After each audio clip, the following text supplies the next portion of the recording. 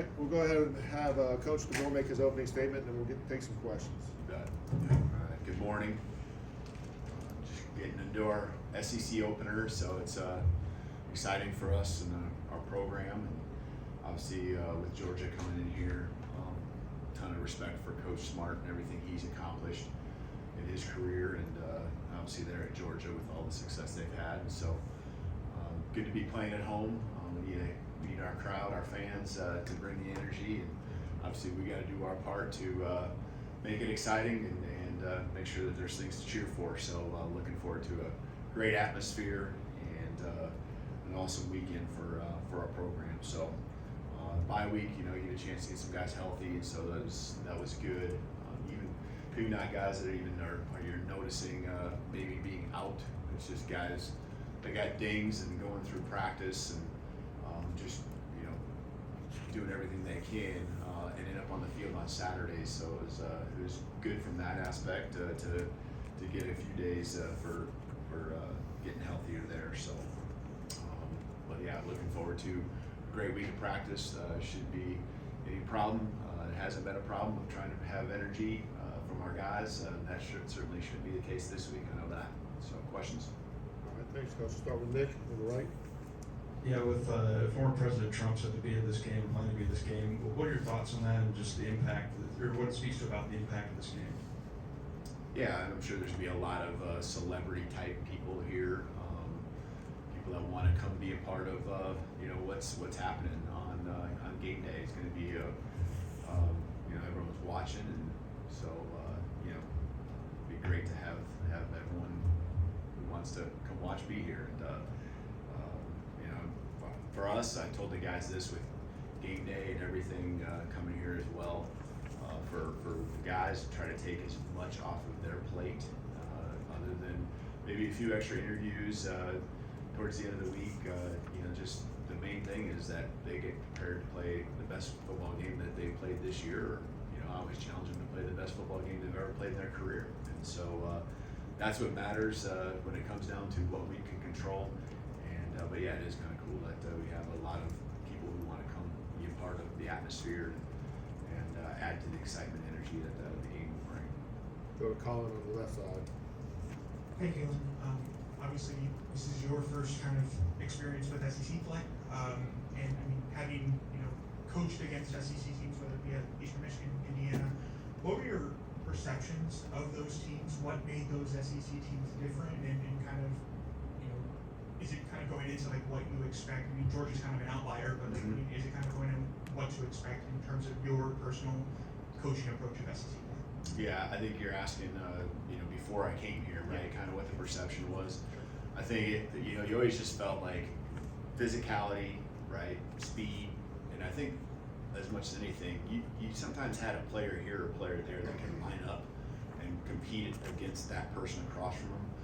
But the problem is especially with special teams, the magnitude and depth of a roster in the SEC, and when one guy comes out, another guy comes in, and he's almost just as good, if not as good. And so what that does is that gives the guy that went off the field a chance to get a breather and come out and be fresh.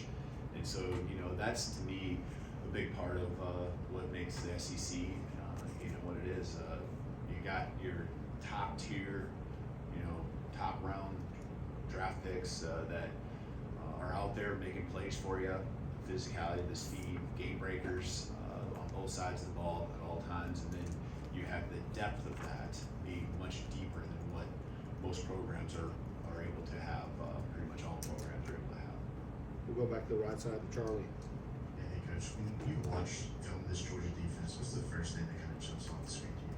Well, I think you're always going to, again, kind of almost the same line with the same answer I just gave is you're going to have a lot of physicality, you're going to have speed. You got a system that's in place where guys are understanding, and trusting who's going to be where. And so, what you got to try to do is create the opportunities with your matchups, create opportunities, and try to do what you can do to get a step or maybe have that defense freeze or flinch. That's offensive football. You try to do that any week, but that's that's what becomes a bigger test when you have a program like this that has so much continuity in what they've been doing, you know, because of their system and especially on the defensive side of the ball. We have a couple questions from the back middle. Ryan, go ahead. Coach, not a lot of people have had success against Georgia in the past. One team that has is Alabama. What did you use kind of having Jalen on your side and Malachi and some of the players that have played against this kind of team before to your advantage going into this week?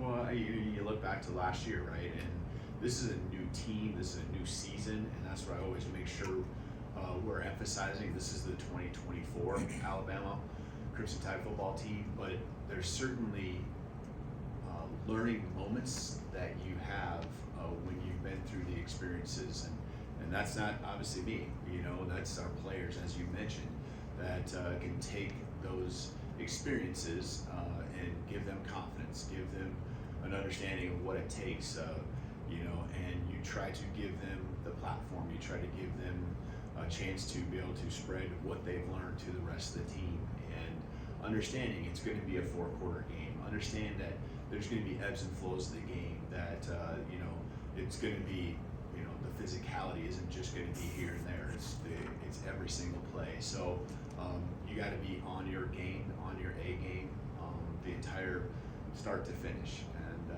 do it as long as it's needed, considering no matter how long the game goes. So that you take those guys with those experiences, and you make sure that they get a chance to spread what they've learned with the rest of the football team. Jamie? Hey Coach, everything's a first for you here. Just how are you feeling heading into coaching such a huge game like Alabama and Georgia? Yeah, every game, like you said, is a first. First road trip, first game in Bryant-Denny, first conference game. But I think what you really just try to do is just simplify it down. Any big game, you know, the next one is always the biggest one, right? You win this one, the next one becomes the bigger one, and so forth. And so, you know, for us, it's just really honing in and trying to simplify it down to what you really have control of, and it's making sure our energy, attitude, and effort is on point. That we're going to continue to fight, you know, in the midst of the battle that's going to happen on Saturday, but that our preparation is, you know, 100% where it needs to be, because that's what's going to give you the confidence, that's what's going to give you the belief and trust when it comes to those big moments that are going to present themselves on Saturday. Go to Chase on the left side. You mentioned at the top, guys healing up during the off week. Can you be specific at all about how things look for Quay Russaw and Malachi Moore? Yeah, I would expect Malachi, you know, that was just a matter of time, you know, working through his situation. He's out there practicing already at the end of last week. And with Quay, still taking the steps, still working through his situation. And, you know, I'm optimistic with Quay. We'll just have to see as we evaluate throughout the week what that looks like for him. Go to Kennington on the right side. Along the same lines, what's the status of Cole Adams and Richard Hill? Yep, Cole practiced, you know, here, not 100% of practice, but he's out there competing and doing some things with the activities that we have, even some competitive drills. So we're just working him back slowly, you know, and then Richard is the same case. So he's been out there, you know, been in uniform and going through the drills, and you know, working back slowly with the bye week.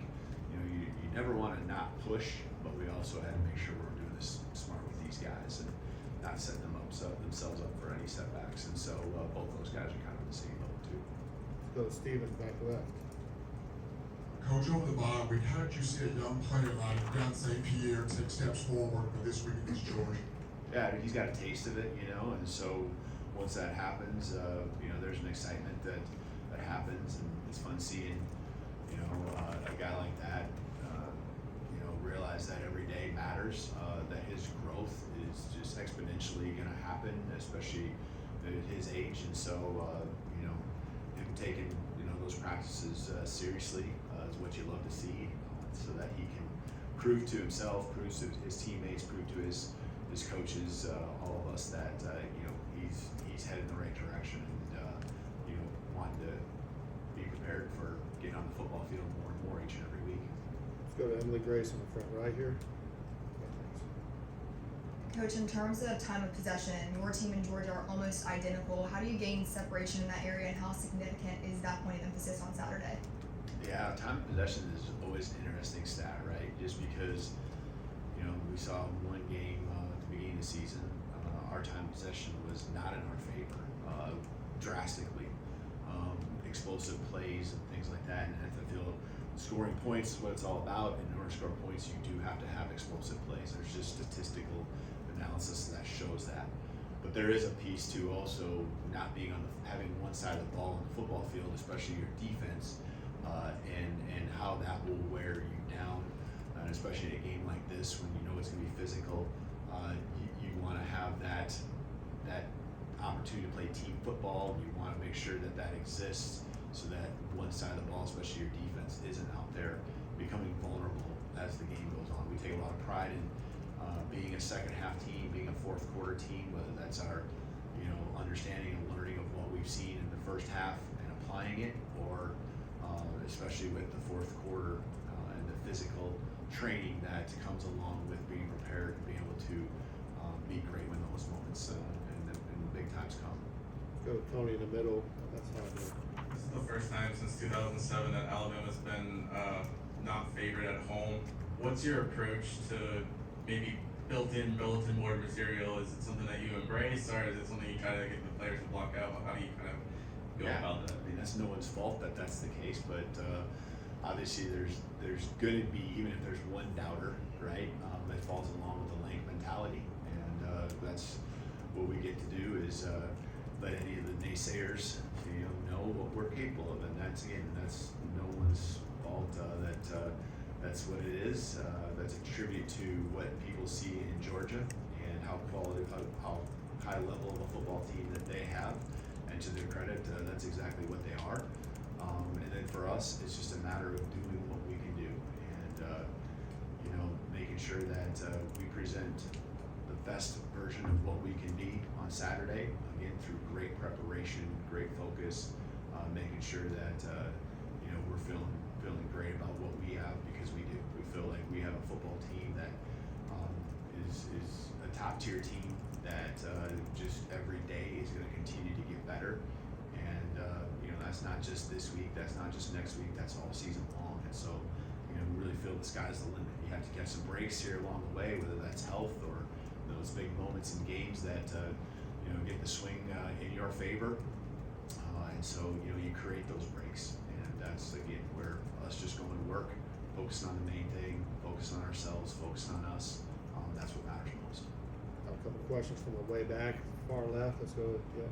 Go ahead. Yep. And then we'll give Jonathan after. Kalen, you mentioned the big atmosphere, 2 against 4, playoff-like atmosphere, really in the middle of the regular season. I mean, how much is a game like this, an environment like this, part of the reason you decided to take that leap and go all the way across the country to coach in a place like Alabama? Yeah, no question. And I told our guys that, you know, yesterday when we met, kind of, even though there was some work done the end of last week, schematically, offense, defense, when we got together as a team, we just talked about the game and you know, really having some perspective. And you're exactly right. You come to this place here in Alabama to be a part of games that, you know, gather a lot of attention, to be in an atmosphere and environment that's just special and different. And so embrace it, embrace the challenges, embrace the things that are going to come our way against great football teams, and that's, you know, what you got to love about being a competitor. And so yes, you're exactly right. We came here to, all of us, different journeys, players, staff, came here in different ways to be a part of something like this that you're going to see here this week on Saturday. Coach, over the past few years, Georgia has had a lot of success in these big regular season games where there's a lot of hype. Why do you think that is? And then 2, how do you guys try and match that as a program? Yeah, there's got to be belief and trust, and when it comes to close games, you can see finding a way. You know, it comes down to, you know, wanting it, preparing. You know, because you do want it, preparing in a special way, and they've just got great continuity. You know, and the physicality you see the schemes, and schematics, especially defense that goes way back. I mean, Coach Smart, has implemented his system and has a lot of people now around him that have carried that on over the years as well.